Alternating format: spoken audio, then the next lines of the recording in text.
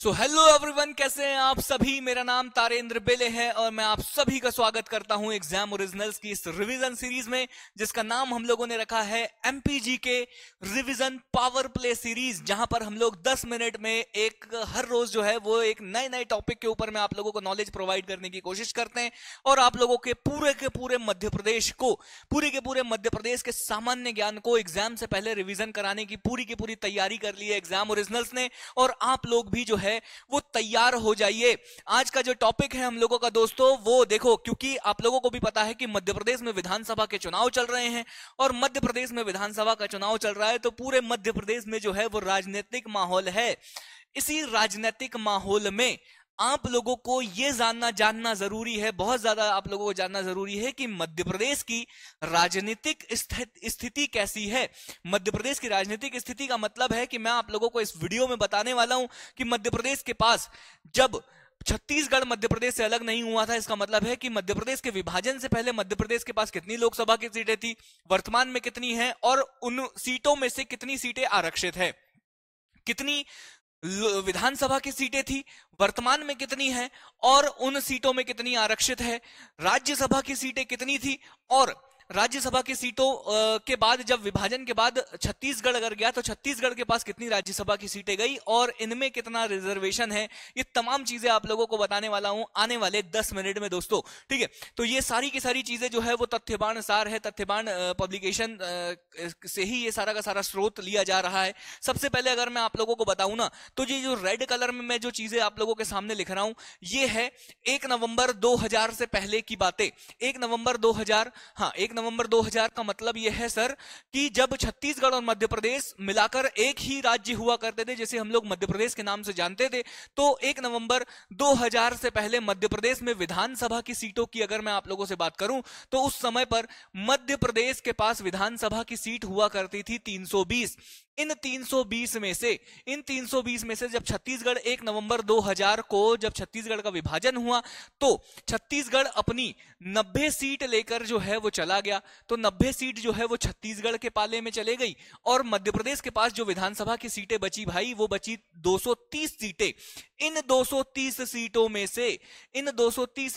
से 82 सीटें आरक्षित है। आरक्षित का मतलब है ये 82 सीटें ऐसी है जिन पर या तो कोई, हाँ इन 82 सीटों में भी डिवाइड अभी किया गया है, लेकिन आरक्षण का मतलब ये बता रहा हूं कि यहां पर सिर्फ और सिर्फ आरक्षित श्रेणी के कैंडिडेट ही चुनाव लड़ सकते हैं, या तो वो अनुसूचित जाति का होगा या जनजाति का होगा। तो आप लोगों को सबसे पहले याद रखना है कि 230 में से 82 सीटें जो है वो रिजर्व है, कैटेगरी के लिए रिजर्व है। इन 82 सीटों में से 35 सीटें जो है वो अनुसूचित जाति के लोगों के लिए, 35 सीटें जो है वो अनुसूचित जाति या एससी वर्ग के लोग, मैं आप लोगों से कह दूं अनुसूचित जाति के वर्ग के लोगों के लिए रिजर्व है, और 47 सीटें जो है ना वो अनुसूचित जनजाति वर्ग के लोगों के लिए या अनुसूचित जनजाति समुदाय के लोगों के लिए रिजर्व है। मैं लोकसभा की बात अगर आप लोगों से करूं तो अगर मैं कहूं कि मध्य प्रदेश के विभाजन से पहले मध्य प्रदेश में लोकसभा की सीटें कितनी थी, तो मध्य प्रदेश के पास लोकसभा की सीट हुआ करती थी 40। जब छत्तीसगढ़ का विभाजन हुआ तो छत्तीसगढ़ अपने साथ 11 लोकसभा की सीटें लेकर गया, 11 लोकसभा की सीटें जो है वो छत्तीसगढ़ लेकर चला गया। तो मध्य प्रदेश के पास कितनी बची सर? मध्य प्रदेश के पास सीटों की संख्या बची 29। इन 29 सीटों में से 10 सीटें आरक्षित श्रेणी के आरक्षित वर्ग के लोगों या आरक्षित वर्ग के समुदाय के लिए ये सीटें जो है वो आरक्षित है। इसमें से 4 सीटें जो है वो अनुसूचित जाति 4 सीटें जो है वो अनुसूचित जाति वर्ग समुदाय के लिए आरक्षित है और 6 सीटें जो है ना वो अनुसूचित जनजाति वर्ग समुदाय के लिए आरक्षित कर दी गई है। आगे अगर मैं आप लोगों को बताऊं तो ये सीटें भी देख लो, क्योंकि कई बार एग्जाम में अब ये भी पूछा जा सकता है कि कौन कौन सी सीटें लोकसभा की। देखो यहां पर संख्या बड़ा है, यहां पर संख्या बड़ी है, 35 है, 47 है, लेकिन इन 35-47 को हम लोग याद नहीं कर सकते आप लोगों को, लेकिन ये अनुसूचित जाति ये 4 संख्या है और ये 6 संख्या है, तो ये तो हम लोगों को याद रखना ही रखना है। तो यहां पर जो अनुसूचित जाति वर्ग के जो समुदाय है इनके लिए कौन कौन सी सीटें आरक्षित की गई है, तो देवास, जो देवास लोकसभा सीट है ये एससी वर्ग के समुदाय के लिए आरक्षित है। शाजापुर लोकसभा सीट जो है ये भी एससी वर्ग के समुदाय के लिए आरक्षित है। उज्जैन लोकसभा सीट जो है ये भी एससी वर्ग के समुदाय के लिए आरक्षित है।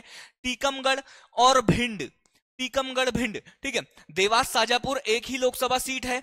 उज्जैन, टीकमगढ़ और भिंड ये जो है ना, ये 4 सीटें, Dewas Shajapur SC, Ujjain SC, Tikamgarh SC और भिंड जो है वो एससी समुदाय, ये 4 सीटें जो है वो एससी समुदाय के लिए रिजर्व है। एसटी की बात करूं तो बैतूल हरदा हरसूद, बैतूल हरदा हरसूद जो है वो एक ही सीट है लोकसभा सीट, तो बैतूल हरदा हरसूद सीट जो है वो एसटी कैंडिडेट, एसटी समुदाय के लिए रिजर्व है। मंडला, शहडोल, खरगोन, धार और रतलाम झाबुआ एक सीट है। तो ये सारी की सारी जो 6 सीटें हैं ना, ये 6 सीटें जो है वो एसटी समुदाय के लिए आरक्षित है। ये आप लोगों को याद रखना है। आप लोगों को कमेंट बॉक्स, हाँ, आप लोगों को कमेंट बॉक्स में यह बताना है दोस्तों कि आप लोगों के आसपास या आप लोगों की जो विधानसभा है उन विधानसभा में कौन कौन सी सीट कौन कौन से समुदाय के लिए आरक्षित है। अगर आप लोगों को पता है तो कमेंट बॉक्स में जरूर लिखिएगा। जो भी आप लोगों की विधानसभा क्षेत्र है, उस क्षेत्र का कौन विधायक है, उस क्षेत्र से कौन सी पार्टी का कौन कैंडिडेट जो है वो जीत कर आता है और वो किस वर्ग के लिए आरक्षित है, ये आपको कमेंट बॉक्स में बताना है। लेकिन उससे पहले मैं आप लोगों को बताऊं कि जब मध्य प्रदेश का विभाजन नहीं हुआ था तो मध्य प्रदेश के पास राज्यसभा की सीट हुआ करती थी 16, राज्यसभा की सीट हुआ करती थी 16। जब छत्तीसगढ़ गया तो छत्तीसगढ़ 5 राज्यसभा की सीट लेकर चला गया, 5 राज्यसभा की सीट लेकर चला गया और 5 राज्यसभा की सीट लेकर चला गया तो मध्य प्रदेश के पास जो है वो राज्यसभा की सीटें बची वर्तमान में 11। अब आप पूछोगे कि राज्यसभा में कितनी सीटें एससी वर्ग के लिए आरक्षित है और कितनी सीटें एसटी वर्ग के लिए आरक्षित है, तो मैं आप लोगों को साफ साफ बता दूं कि भाई राज्यसभा में सीटों पर किसी भी प्रकार का रिजर्वेशन नहीं होता है, सीटों पर किसी भी प्रकार का रिजर्वेशन नहीं होता है, ना ही अनुसूचित जाति समुदाय के लिए, ना ही अनुसूचित जनजाति समुदाय के लिए। अगर आपके क्षेत्र का कोई नेता है वो राज्यसभा में मेंबर ऑफ पार्लियामेंट है तो आप लोग कमेंट बॉक्स में जरूर बताइएगा। ये तमाम चीजें मुझे आप लोगों को बतानी थी। लेकिन राजनीतिक स्थिति अगर हम लोग देख रहे हैं तो मध्य प्रदेश की राजधानी देखना हम लोगों के लिए बहुत ज्यादा जरूरी है। और मध्य प्रदेश की राजधानी अगर मैं आप लोगों को बताऊं तो मध्य प्रदेश की प्रशासनिक राजधानी का मतलब है जहां से पूरी की पूरी सरकार चलती है, जहां से पूरा का पूरा प्रशासन चलता है, वो है भोपाल। संस्कार धानी आचार्य विनोबा भावे जी के द्वारा जो है वो जबलपुर को संस्कार धानी का दर्जा दिया गया है। मध्य प्रदेश में अत्यधिक कोयले के उत्पादन के कारण मध्य प्रदेश का सबसे पूर्वी जिला सिंगरौली, उसे मध्य प्रदेश की ऊर्जा राजधानी के रूप में जाना जाता है। मध्य प्रदेश का हिल स्टेशन पचमढ़ी मध्य प्रदेश की ग्रीष्मकालीन राजधानी के रूप में जाना जाता है। मध्य प्रदेश की आर्थिक राजधानी, मध्य प्रदेश की बैंकिंग राजधानी, मध्य प्रदेश की खेल राजधानी जो है वो इंदौर को बोला जाता है। ये तमाम चीजें आप लोगों को याद रखना है। और मध्य प्रदेश की न्यायिक राजधानी जबलपुर को बोला जाता है। मध्य प्रदेश की न्यायिक राजधानी जो है वो जबलपुर को बोला जाता है। क्यों? क्योंकि मध्य प्रदेश का हाईकोर्ट जो है वो जबलपुर में है और इसी हाईकोर्ट के 2 खंडपीठ जो है वो एक इंदौर में है और एक ग्वालियर में है। याद रखना कि भोपाल में हाईकोर्ट का कोई खंडपीठ नहीं है, भोपाल में खंडपीठ बनने वाला है, प्रस्तावित है, लेकिन भोपाल में हाईकोर्ट का कोई भी खंडपीठ नहीं है। हम लोग सोचते हैं कि भोपाल राजधानी है तो यहां जरूर होगा, इंदौर और ग्वालियर में खंडपीठ है। ये चीजें याद रखना है। और मध्य प्रदेश से संबंधित कुछ विशेष दिवस अगर आप लोग याद रख लो यहीं पर एक्स्ट्रा फैक्ट में, तो जनसंख्या नियंत्रण दिवस, मध्य प्रदेश में जनसंख्या नियंत्रण दिवस 11 मई को मनाया जाता है। महिला सशक्तिकरण दिवस 18 जून को मनाया जाता है। लोक सेवा प्रदाय दिवस जो है वो 25 सितंबर को मनाया जाता है।